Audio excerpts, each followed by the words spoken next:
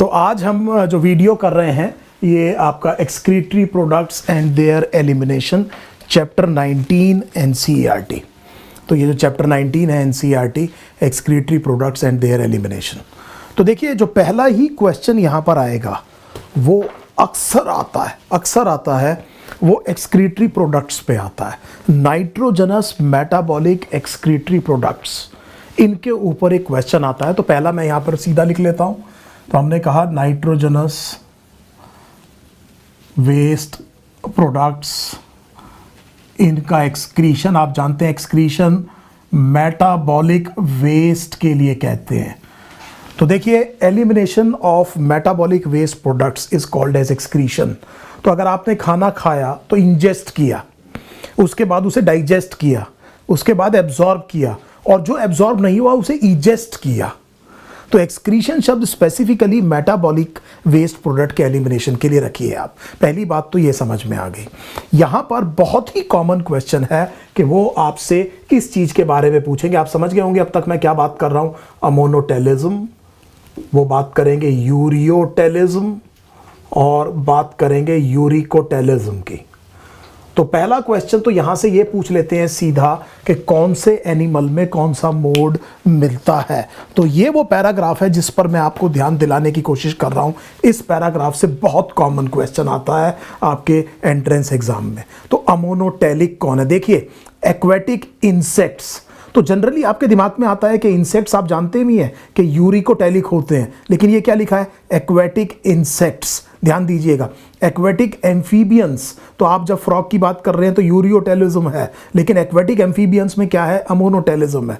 फिर इसी तरह से ये आएगा यूरियोटेलिज्म, और बात करिए, याद रखिएगा, यूरिकोटेलिक ऑर्गेनिजम्स की भी। तो यूरिकोटेलिक ऑर्गेनिजम्स में रेप्टाइल्स, बर्ड्स और इंसेक्ट सबको याद होता है। तो बीच में एक छोटा सा शब्द लिखा हुआ है लैंड स्नेल्स, तो ये भी याद रखिएगा। तो एक बड़ा सिंपल क्वेश्चन ये आ सकता है कि किस ऑर्गेनिज्म में क्या मेटाबॉलिक वेस्ट प्रोडक्ट एलिमिनेट होता है। अच्छा क्वेश्चन ये आएगा कि फ़र्क क्या है। तो देखिए जब हम ये देख रहे हैं कि मान लीजिए मैं एक रफ स्कीम आपको दे रहा हूँ, ये अमीनो एसिड है। तो आपने अमीनो एसिड का मेटाबॉलिज्म में ये NH2 है, ये अमोनिया बनाया, और ये कार्बन डाइऑक्साइड। तो आपने जब इसको एलिमिनेट किया तो आप क्या देख रहे हैं कि एक NH3 और कार्बन डाइऑक्साइड बनती है। तो यूरिया साइकिल में आपसे क्वेश्चन पूछा जाता है कि क्या दो वेस्ट प्रोडक्ट एलिमिनेट होते हैं, तो एक अमोनिया और एक कार्बन डाइऑक्साइड। अमोनिया के बारे में ये बहुत इंपॉर्टेंट कंसेप्ट मैं आपको एक्सप्लेन कर रहा हूँ। टॉक्सिक बहुत है, लेकिन पानी में आसानी से डिसॉल्व हो सकती है। तो दो चीज़ें समझिए, अमोनिया पानी में डिसॉल्व हो सकती है, लेकिन टॉक्सिक बहुत है। तो आप ये जानते हैं कि कोई भी मान लीजिए इस तरह की बहुत कड़वी दवाई है, अगर मैं आपसे कहूँ आप उसे पीजिए तो आप उसे काफ़ी डाइल्यूट करके पिएंगे। तो इसी तरह से थोड़ा सा एनालॉगी टॉक्सिक में ले लीजिए। कोई टॉक्सिक प्रोडक्ट है, अगर उसे मुझे बॉडी से एलिमिनेट करना है तो मैं उसे बहुत क्या कर सकता हूँ? डाइल्यूट कर सकता हूँ, तब एलिमिनेट करूँगा। तो अमोनिया को अमोनिया की तरह एलिमिनेट बड़ी आसानी से किया जा सकता है, क्योंकि पानी में आसानी से डिसॉल्व हो सकती है। लेकिन प्रॉब्लम यह है कि क्योंकि ये बहुत टॉक्सिक है तो बहुत सारा पानी इसमें चाहिए एलिमिनेट करने के लिए, और लैंड ऑर्गेनिज्म को हर कीमत पर पानी बचाना है। तो ये कंसेप्ट तो हमेशा याद रखिए, terrestrial organism must conserve water. तो क्या लैंड वाला ऑर्गेनिज्म अमोनिया को अमोनिया की तरह से एलिमिनेट कर सकता है? The answer is certainly no. तो वो इसको कन्वर्ट करेगा यूरिया में। तो यूरिया से वो ये पूछेंगे कि यूरिया में क्या खास बात है, तो आप कहेंगे कम टॉक्सिक है। नॉन टॉक्सिक मत कह देना, क्या शब्द है? कम टॉक्सिक है। किससे? अमोनिया से। तो अब हमें राष्ट्रीय समझ में आया कि इसको एलिमिनेट करने के लिए कम क्या चाहिए? पानी चाहिए। फिर आएगा uric acid. Uric acid least toxic है, बहुत कम पानी चाहिए, ना के बराबर पानी चाहिए, पेस्ट लाइक मटेरियल की तरह एलिमिनेट किया जा सकता है। तो यूरिक एसिड आपकी बॉडी में भी बनता है करीब 1 ग्राम पर डे, लेकिन आप यूरिकोटेलिक नहीं है, यूरियोटेलिक है। तो ये याद रखिएगा कि आप यूरिकोटेलिक नहीं है, यूरियोटेलिक है। हाँ, हालांकि आप 1 gram uric acid per day produce करते हैं। यूरिक एसिड किससे बनता है? प्यूरिन मेटाबॉलिज्म से। कौन से प्यूरिन की बात कर रहे हैं? खास तौर पे ग्वानिन की बात कर रहे हैं। तो यहाँ पर आपको एक ये कंसेप्ट समझ में आया जिससे क्वेश्चन आएगा। तो कई क्वेश्चंस मैंने मास्टर क्लास में आपको कराए हैं इसके ऊपर, वो आपको करने चाहिए। बहुत कॉमन क्वेश्चन है, अगर आप पास्ट ईयर पेपर देखेंगे तो आप देखेंगे अक्सर यहाँ से क्वेश्चन आता है। एक और चीज मैं शुरू में ही बता दूं आपको, ये वो चैप्टर है जो मैंने देखा है जहां पर क्वेश्चन कई बारी काफी डिफिकल्ट, जो हम कहते हैं ना कई बारी कि 90 में से 7 8 9 क्वेश्चन हो सकता है जो एनसीईआरटी से रिलेटेड ना हो, इस तरह के क्वेश्चंस अगर मैंने देखे हैं तो यहां से काफी देखे हैं। और मुश्किल क्वेश्चन फिजियोलॉजी में कहां से देखा है? एक्सक्रीटरी सिस्टम से। तो शायद ये वो एक चैप्टर है जिसमें अंडरस्टैंडिंग एनसीईआरटी आपकी फर्स्ट टाइम की ही प्रायोरिटी तो है ही, साथ में मास्टरिंग एनसीईआरटी भी फर्स्ट टाइम की प्रायोरिटी है। बाकी चैप्टर्स में तो मैं आपसे कह रहा हूं कि पहले अंडरस्टैंडिंग कीजिए, पास्ट ईयर कीजिए, जब आप सबके ऑडियो सुन लेंगे तब आप मास्टरिंग कीजिए। यहां पर मैं आपसे क्या कह रहा हूं कि मास्टरिंग एनसीईआरटी शायद ये वो चैप्टर है जिसकी आपको शुरू में ही करनी चाहिए, क्योंकि मैंने अक्सर देखा है कि यहां से मुश्किल क्वेश्चन आता है। तो हाइड्रोजन ट्रांसपोर्टर पे क्वेश्चन मुझे याद आ रहा है, मुझे इस तरह का क्वेश्चन याद आ रहा है कि अगर स्ट्रेच रिसेप्टर्स रिमूव कर दिए यूरिनरी ब्लैडर से तो क्या होगा, बड़ा मुश्किल क्वेश्चन था। फैंकोनी सिंड्रोम आप में से बहुत से लोग नहीं जानते, तो टाइप 2 रीनल ट्यूबुलर एसिडोसिस होता है, उससे रिलेटेड एक क्वेश्चन आ गया था कि प्रॉक्सिमल कॉन्वोल्यूटिव ट्यूब्यूल अगर काम नहीं कर रहा है तो यूरिन डाइल्यूट होगा कि कंसंट्रेटेड होगा, इस तरह के क्वेश्चंस। ठीक है, ये जो क्वेश्चंस हैं ये इस टॉपिक से आते हैं। तो अगर आप मेरे से ये पूछेंगे कि सर ह्यूमन फिजियोलॉजी में वो कौन सा टॉपिक है जिसमें हो सकता है कि एग्जामिनर एनसीईआरटी के बाहर जाए, क्योंकि मैं और आप ये बात डिनाई नहीं कर सकते कि बहुत कम लेकिन कुछ क्वेश्चंस एनसीईआरटी के बाहर आते हैं, तो मैं आपसे कहूंगा कि रीनल फिजियोलॉजी आसान नहीं है, इसको जरूर आपको करना चाहिए ढंग से। तो ये क्वेश्चन हो सकता है केवल सिलेक्शन के लिए क्रिटिकल ना हो। यहां पर देखिए, जब भी एक बात मैं आपसे बार बार कह रहा हूं कि if you do the simple things well, और आपके जो चीज जो कैम्बिट में जो आसान चीज आप बिल्कुल एरर फ्री कराएं, अनफोर्स्ड एरर नहीं हुआ, तो आपके चांसेस बहुत ब्राइट है सिलेक्शन के। रेयर थिंग्स बहुत कम पूछी जाती हैं, लेकिन यहां पर फिर जब आप इस तरह का क्वेश्चन करते हैं, then the college of your choice, college of your dream. तो जैसे मैं दिल्ली में क्योंकि ज्यादातर बेस्ड हूं, तो मौलाना आजाद की जब बात होती है तो मौलाना आजाद मेडिकल कॉलेज अगर आपने जाना है तो कुछ क्वेश्चन कुछ से अलग करना पड़ेगा। इसी तरह से केजीएमसी है, मतलब हर एक स्टेट का, जयपुर का कॉलेज है, एसएमएस कॉलेज जयपुर है, ये जो सारे कॉलेजेस हैं जो मैं बहुत ज़्यादा यहाँ, स्टैनले मेडिकल कॉलेज है, बहुत ही तिरुवनंतपुरम मेडिकल कॉलेज है, वो बहुत बढ़िया कॉलेज है। मतलब हर स्टेट में, ऐसा नहीं है मैंने कुछ स्टेट्स को यहाँ पर नाम दिया है, मैं ये कह रहा हूँ there are some very good medical colleges. Kolkata में बड़े अच्छे कॉलेजेस हैं।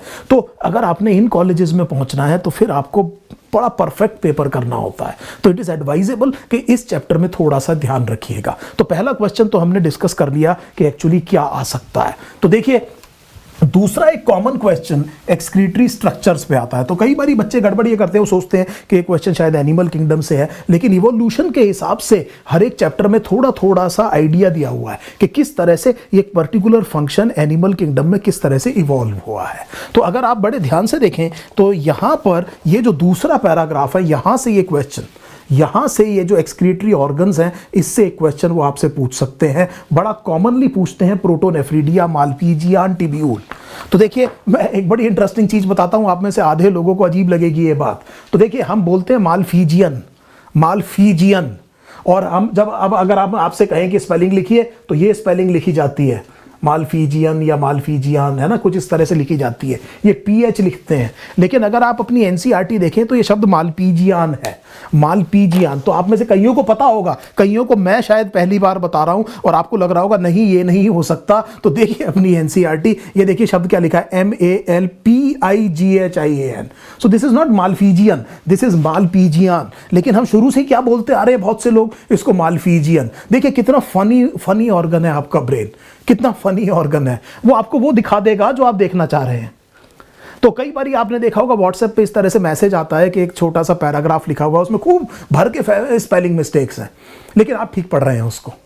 तो जनरली क्या होता है कि आपका जो ब्रेन है वो पहला लेटर पढ़ता है, लास्ट लेटर पढ़ता है, से फॉर एग्जांपल, और फिर वो उसको ये करता है कि ये बिल्कुल ही क्या होगा, यही शब्द होगा। से फॉर एग्जांपल अगर मैं कंट्री लिख दूं तो आप इसको COUNTRY ही पढ़ेंगे। तो आपको इतनी बात समझ में आ गई कि ये, इसीलिए एंट्रेंस एग्जाम में कई बार हम ये कहते हैं कि आप क्वेश्चन को 2 बार पढ़िए। प्रॉब्लम तब होती है, देखिए बहुत से बच्चों के साथ प्रॉब्लम ये होती है कि वो क्वेश्चन पढ़ने से पहले चॉइस पढ़ लेते हैं। तो जैसे साहब ने, क्योंकि 4 चॉइस है साथ में, तो क्वेश्चन पूरा नहीं किया, पहले क्या देख ली, चॉइस देख ली, और फिर बायस हो जाता है। आपका ब्रेन क्वेश्चन आपको देखने ही नहीं देगा, नॉट तो नहीं लिखा, एक्सेप्ट तो नहीं लिखा, कहीं कुछ और तो नहीं लिखा, बाइल सॉल्ट की जगह बाइल पिगमेंट तो नहीं लिखा, RENIN की जगह RENIN तो नहीं लिखा, थायमीन THIAMINE की जगह THYMINE तो नहीं लिखा। तो आप ये बात समझ रहे हैं, ये बहुत सारी प्रॉब्लम्स हो सकती हैं। ये 1-2 क्वेश्चन इस तरह से जरूर होते हैं आपके एग्जाम में, जिसको आपको ध्यान रखना चाहिए। बार बार मैं बच्चों से कहता हूं, it is important to understand the question, because वो जो चीज एग्जामिनर आपसे पूछ रहा है उसका आंसर दीजिए, वो आंसर देने की कोशिश मत कीजिए जो आप चाहते हैं कि एग्जामिनर आपसे पूछे। तो मेरा मतलब ये है, बड़ा स्ट्रेट फॉरवर्ड चीज है, you are required to give the answer to the question that is being asked, not the question that should have been asked according to you. तो मेरे ख्याल से ये बात आपको समझ में आ गई होगी। तो यहाँ पर प्रोटोनेफ्रीडिया पे खास तौर पे ध्यान रखिएगा। प्रोटोनेफ्रीडिया होता क्या है? सो प्रोटोनेफ्रीडिया, इसीलिए हमने एक क्वेश्चन डाला है मास्टर क्लास में कि प्रोटोनेफ्रीडिया और बाकी नेफ्रीडिया में क्या अंतर है।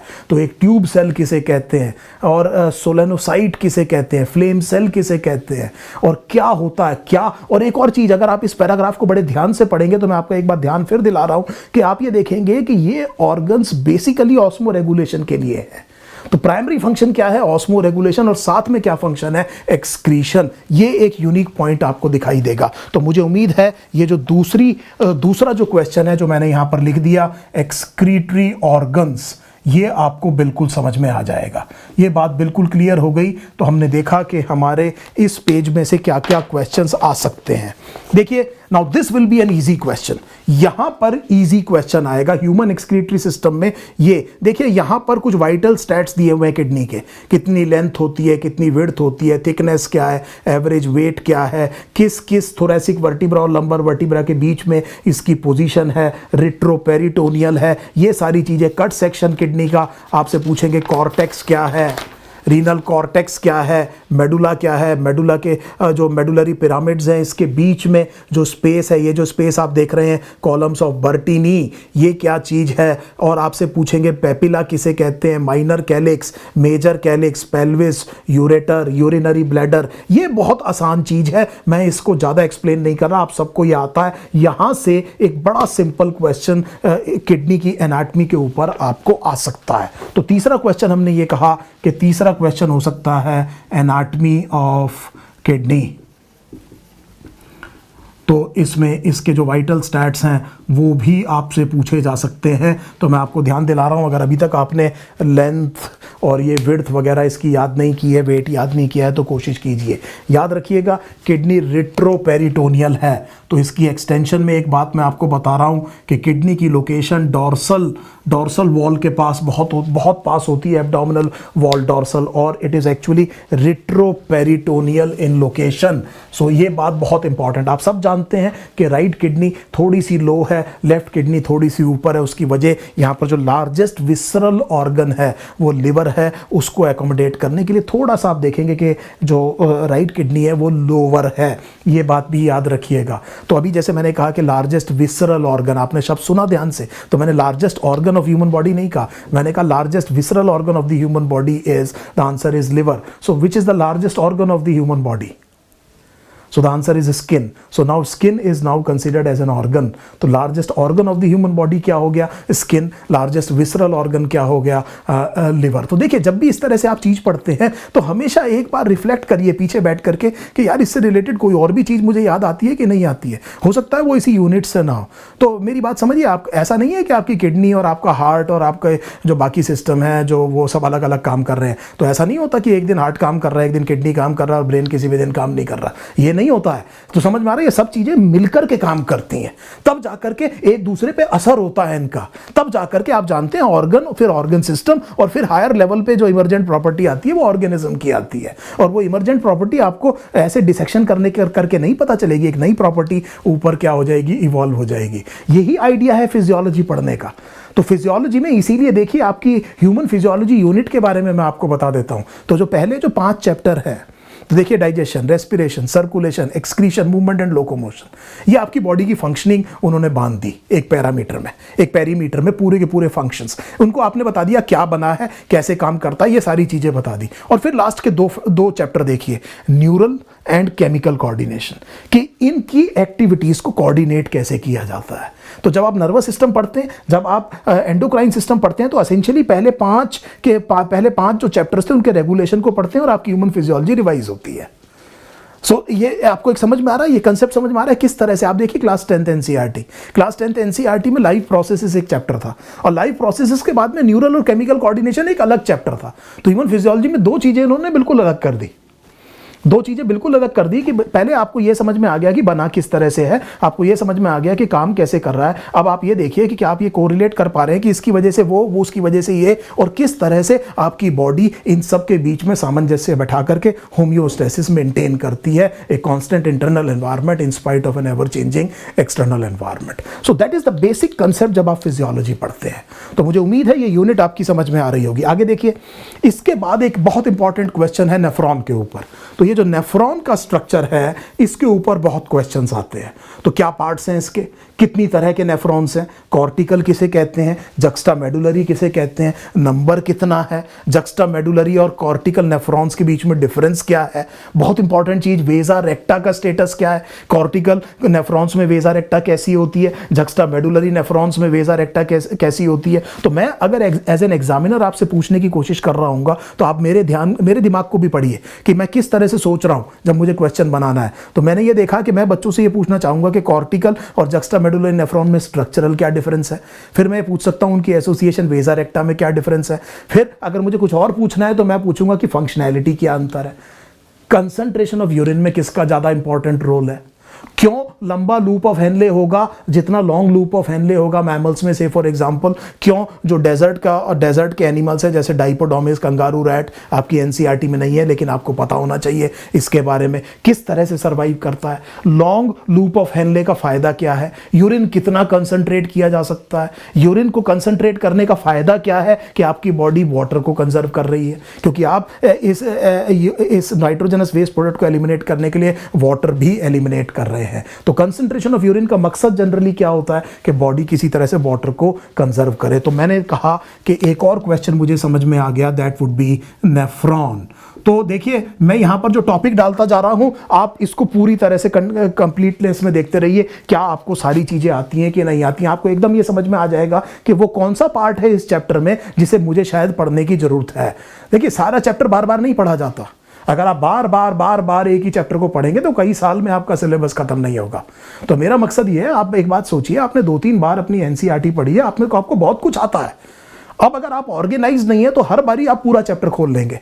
तो इन सब चीजों से आपका ध्यान उस तरफ जा रहा है कि नहीं, ये वो पॉइंट है जो मुझे एक बार रीइंफोर्स करने की जरूरत है। और जहां आप अंडरस्टैंडिंग और पास्ट ईयर के क्वेश्चंस को करेंगे और उनके ऑडियो सुनेंगे और फिर अगर कॉन्फिडेंट है तो इस चैप्टर में खास तौर पे जरूर करिएगा मास्टरिंग एनसीईआरटी, तब आपको ये लगेगा यस दिस इज ओके। और उन क्वेश्चन को करने के बाद में आपको एक बार फिर समझ में आ जाएगा कि आपका परसेप्शन और रियलिटी में कहीं अंतर तो नहीं, कहीं अभी ऐसा तो नहीं कि एक कंसेप्ट आपको लगता है आपको आता है और उसके क्वेश्चन अक्सर गलत हो रहे हैं। So that is the advantage of practice. The more you sweat in practice, the less you bleed in war. I tell you again and again. तो मुझे उम्मीद है एक ये बात भी आपको समझ में आ गई होगी कि ये किस तरह से यहाँ पर क्वेश्चन आ सकता है। मैकुला डेंसा क्या है, देखिए extension of NCERT, juxtaglomerular cells क्या हैं, इस तरह की चीज। और फिर ये यूरिन फॉर्मेशन अपने आप में बहुत इंपॉर्टेंट पार्ट है यहां से लेकर के यहां तक। तो एक और जो क्वेश्चन हम देख रहे हैं वो किस पर देख रहे हैं, यूरिन फॉर्मेशन पे। तो यूरिन फॉर्मेशन में देखिए आप इसको ऐसे समझने की कोशिश कीजिए, आप पढ़ चुके हैं, मैं आपको क्वेश्चन कैसे बनता है उसके हिसाब से पढ़ा रहा हूं आज। तो देखिए इसमें क्वेश्चन कैसे बन सकता है, वो आपसे पूछेंगे बेसिक प्रोसेसेस क्या है। तो पहला प्रोसेस हो गया फिल्ट्रेशन। तो अब आपने ये देखना है कि फिल्ट्रेशन को आपकी एनसीईआरटी कहीं अल्ट्रा फिल्ट्रेशन तो नहीं कह रही है, और क्यों कह रही है, तो ये बात आपकी समझ में आनी चाहिए कि why this process is actually called as ultra filtration rather than filtration. वो कौन से स्ट्रक्चर्स हैं जो इसमें इन्वॉल्व हैं, पोडोसाइट्स क्या हैं, फिल्ट्रेशन स्लिट क्या है, वो कौन सा प्रेशर है जो प्रमोट करता है फिल्ट्रेशन को, वो कौन सा प्रेशर है जो अपोज करता है फिल्ट्रेशन को। बहुत सारे क्वेश्चंस मेरे दिमाग में आ रहे हैं। नेट फिल्ट्रेशन प्रेशर किसे कहते हैं, तो क्या ये बात आपको अच्छे से समझ में आ रही है? आफरेंट इफरेंट आर्टीरियोल के बीच में आपको ये समझ में आ रहा है कि किसका डायमीटर, किसकी जो थिकनेस है ट्यूनिका मीडिया की वो ज़्यादा है, किसकी थिकनेस ज़्यादा है? आपको ये समझ में आ रहा है कैपिलरी नेटवर्क है ग्लोमेरुलस, जिसमें थोड़ा सा प्रेशर ज़्यादा होता है जो कि फिल्ट्रेशन के लिए है। एक कैपिलरी नेटवर्क है पीटीसीएन में आपने ये देखा कि वो रीएब्जॉर्प्शन के लिए वहाँ पे प्रेशर क्या है, कम है, पेरीटिब्यूलर कैपिलरी नेटवर्क। और दोनों के बीच में इफरेंट आर्टीरियोल है। सो इफरेंट आर्टीरियोल से पहले एक कैपिलरी नेटवर्क, एक बाद में कैपिलरी नेटवर्क, एक फिल्ट्रेशन के लिए, एक रीएब्जॉर्प्शन के लिए। आप देख रहे हैं मैं बार बार शब्द क्या कह रहा हूँ, रीएब्जॉर्प्शन, क्योंकि ये बॉडी में दोबारा एब्जॉर्ब हो रहा है। और जब आप डाइजेस्टिव सिस्टम पढ़ते हैं तो एब्जॉर्प्शन पढ़ते हैं। तो देखिए कितनी चीजें मैं आपके दिमाग से क्लटर को रिमूव करता जा रहा हूं। डाइजेशन में आपने एब्जॉर्प्शन पढ़ा होगा, यहां आप ज्यादातर चीजों का क्या पढ़ रहे होंगे, रीएब्जॉर्प्शन पढ़ रहे होंगे। मुझे उम्मीद है ये कंसेप्ट आपकी समझ में आ रहा होगा। आगे देखिए, इसके बाद मैंने ये देखा कि ये तो फिल्ट्रेशन वाली बात हो गई। फिर वो ये पूछेगा कि ये जो फिल्ट्रेट है, यहां पर आपसे क्वेश्चन पूछेगा, जीएफआर पे बहुत कॉमन क्वेश्चन पूछते हैं, कितना है। फिर आपको ये पर मिनट भी पूछ सकते हैं, पर डे भी पूछ सकते हैं। 125 ml पर मिनट, 180 लीटर्स पर डे। तो क्या इतना ही यूरिन बन जाता है? The answer is no. तो नॉर्मल यूरिन आउटपुट कितना है? 1 to 1.5 लीटर। तो 178.5 लीटर का क्या हुआ? रीएब्जॉर्ब हो गया। तो क्या ऐसा किया कि आपने सारी चीजें फिल्टर की और सारी चीजें जो फिल्टर की उनको रीएब्जॉर्ब कर लिया? तो ये तो बहुत बड़ी बेवकूफी हो गई। आपने गड्ढा खोदा और गड्ढा भरा और कहा दिया कि थक गया मैं। इसका तो कोई फायदा नहीं हुआ। मेरी बात समझ रहे? ग्लोमेरुलस पर सारी चीजें जो फिल्टर हुई सारी की सारी रीएब्जॉर्ब कर ली। तो ये तो बड़ी बेवकूफी का काम हो गया। तो इसीलिए कहीं ऐसा तो नहीं एनसीईआरटी सेलेक्टिव रीएब्जॉर्प्शन कह रही है। सेलेक्टिव रीएब्जॉर्प्शन का मतलब है काम की चीजें रीएब्जॉर्ब हो जाएंगी। तो मुझे nature of glomerular ultra filtrate पे बहुत कॉमन क्वेश्चन आता है कि वो कौन सी चीज है जो फिल्टर नहीं हो पाती। बहुत ही कॉमन क्वेश्चन है। और वो कौन सी चीजें हैं जो यूरिन में पास नहीं होती। या इस क्वेश्चन को ऐसे पूछ सकते हैं कि यूरिन में अगर ग्लूकोज मिल रहा है तो क्या ये एबनॉर्मल है? Which of the following will indicate an abnormal urine test? तो आपको पता है कि कोई चीज जो 100% रीएब्जॉर्ब हो जाती है या फिल्टर ही नहीं होती, फॉर एग्जाम्पल प्रोटीन, और वो यूरिन में जा रहा है, तो प्रोटीनूरिया भी एबनॉर्मल है और ग्लाइकोसूरिया भी एबनॉर्मल है। तो आपको ये चीजें इस तरह से कोरिलेट करनी पड़ेंगी। जैसे मैंने आपसे कहा कि renal physiology is a very very good chapter. तो मेरे को बात सब, तो मुझे दूसरा क्वेश्चन मुझे किस हिसाब से देखना है, ट्यूबुलर, मेरे को बल्कि मैं इसको ऐसे लिख लेता हूं, सेलेक्टिव रीएब्जॉर्प्शन। टिब्यूल्स करते हैं इस काम को, सेलेक्टिव रीएब्जॉर्प्शन बाय टिब्यूल्स। तो टिब्यूल्स में आप देखेंगे पीसीटी, डीसीटी। तो क्या आप जानते हैं कि सबसे ज्यादा यहां होता है? और क्या आपको पता है कि अगर यहां पर सबसे ज्यादा रीएब्जॉर्प्शन है तो आप इस चीज को अब एक और चीज से कोरिलेट करते हैं कि it is lined by cuboidal brush bordered epithelium. तो ब्रश बॉर्डर का मतलब है माइक्रोविल्लाई है। माइक्रोविल्लाई का मतलब एब्जॉर्प्टिव सरफेस एरिया को इंक्रीज कर रहे हैं। क्या डीसीटी पर है माइक्रोविल्लाई? नहीं। और देखिए लूप ऑफ हेनले के दोनों के अपोजिट फंक्शंस हैं। डिसेंडिंग लिम्ब क्या करता है, असेंडिंग लिम्ब क्या करता है। थिक सेगमेंट के बारे में आपकी एनसीईआरटी क्या कह रही है? Thick segment of the ascending limb of loop of Henle is the part of the nephron that is least permeable to water. वहां से केवल सॉल्ट हो रहा है। डीसीटी में आपकी एनसीईआरटी कह रही है कंडीशनल चेंजेस आ रहे हैं। तो देखिए यहां पर बड़े ध्यान से देखिए, ये जो डीसीटी में पहला ही शब्द क्या लिखा है, conditional. Do you know what exactly this conditions are? ये कंडीशंस क्या है? तो can you easily imagine how the examiner think, what you read and how I am thinking about the lines. तो आप मुझे अब एक एग्जामिनर की तरह से सोच सकते हैं, क्योंकि मैं हर साल बच्चों के लिए पेपर बनाता हूं, 18-20 साल से पढ़ा रहा हूं, तो एक बहुत वास्ट एक एक्सपीरियंस आ गया है। तो मैं ये जानता हूं कि बच्चे किस चीज़ को समझते हैं, किस चीज़ को अनइम्पॉर्टेंट समझ के छोड़ देते हैं। तो मुझे पता है कि उनका ध्यान किस तरफ आपको पहुंचाना है। तो क्या आपको ये समझ में आया कंडीशनल शब्द क्या है? फिर इसके बाद में एक और चीज आएगी कि उनका उन चीजों का क्या जो कि फिल्टर नहीं हो पाई लेकिन बॉडी से एलिमिनेट करने की बहुत जरूरत है उनको। तो फिर एक और चीज आ गया, that would be tubular secretion. Tubular secretion, tubular secretion. तो देखिए तीनों प्रोसेस हो गए किसके, यूरिन फॉर्मेशन के। तो इसका मतलब यूरिन दो तरह के सब्सटेंसेस से बनता है, एक जो फिल्टर हुए और रीएब्जॉर्ब नहीं हुए, दूसरे जो सिक्रीट हुए और रीएब्जॉर्ब नहीं हुए। और ये ट्यूबुलर सिक्रीशन कहां पर होता है, पीसीटी और डीसीटी पर। और फिर आपकी एनसीईआरटी कह रही है कि ट्यूबुलर सिक्रीशन की एक बहुत बड़ी वजह होगी कि आपकी बॉडी जो है वो ऑस्मोलैलिटी और पीएच मेंटेन कर रही है बॉडी फ्लूइड्स की। तो देखिए अगर बड़े ध्यान से देखें तो यहां पर बात आ जाती है, देखिए इधर देखिए, to pH and ionic balance. PH and ionic balance, देखिए यहां पर लिखा है सेलेक्टिव सिक्रीशन। तो ये शब्द क्या आ रहा है, सेलेक्टिव सिक्रीशन। तो देखिए यहां पर एक बहुत बढ़िया चीज लिखी है, ammonia. So why would our body secrete ammonia? तो देखिए, अगर यूरिन में H+ ज़्यादा है, यूरिन अगर ज़्यादा एसिडिक है, तो ज़्यादा एसिडिक यूरिन भी यूरिनरी ट्रैक्ट से नहीं जाना चाहिए, नुकसान पहुंचाएगा। तो यूरिन की पीएच को मेंटेन करने के लिए, ध्यान दीजिए मैं क्या कह रहा हूं, यूरिन की पीएच को मेंटेन करने के लिए अमोनिया सिक्रीट किया जाता है, क्योंकि वो प्रोटॉन को बफर करेगा, अमोनियम आयन बनेगा, वीक एसिड है। तो इसका मतलब क्या होगा कि तब अब आप यूरिन की पीएच को क्या कर देंगे, कम कर देंगे। बाइकार्बोनेट कैसे रीएब्जॉर्ब होता है, बड़ा इंपॉर्टेंट क्वेश्चन बन सकता है। तो मुझे उम्मीद है कि इस पर्टिकुलर वीडियो में जो मैंने आपको, जो पहला पार्ट है किडनी का, उसमें मैंने आपको जो यहाँ से यहाँ तक बताया, ये जो बेसिकली ये जो इंट्रोडक्शन है, यहाँ पर जो ह्यूमन एक्सक्रीटरी सिस्टम 19.1, 19.2 ये जो हमने काम किया है, और ये जो 19.3 फंक्शंस ऑफ ट्यूब्यूल्स, ये जो पार्ट किया है, यहाँ से क्या क्वेश्चंस आ सकते हैं, ये बात आपकी नज़र में आ गई होगी। अब जब मैं वापस आऊँगा तो बहुत ही इंपॉर्टेंट आपको चीज़ें बताऊँगा, क्योंकि अब ये बहुत ज़्यादा कंसेप्ट हैवी पार्ट होगा। किस तरह से कंसंट्रेशन होता है फिल्ट्रेट का, रीनल किडनी फंक्शन कैसे रेगुलेट होता है, मिक्चुरेशन किसे कहते हैं, एक्सक्रीटरी ऑर्गन्स बाकी का क्या रोल है, और डिसऑर्डर्स क्या है। तो second half of the chapter में we will look what are the most likely questions that are like that may come in the entrance exam. Thank you so much.